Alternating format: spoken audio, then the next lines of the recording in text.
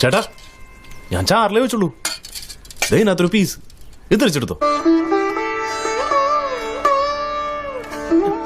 ആദ്യമായിട്ടാ ചാറ് വാങ്ങിയിട്ട് ഒരാൾ കഷ്ണം തിരിച്ചു തരുന്നത്.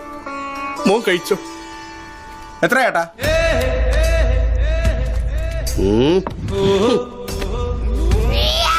ഹിന്റെ അടുത്ത കളി അമ്പോ കാൽക്കുലേറ്ററാ. എന്തൊക്കെയാണ് കഴിച്ച്?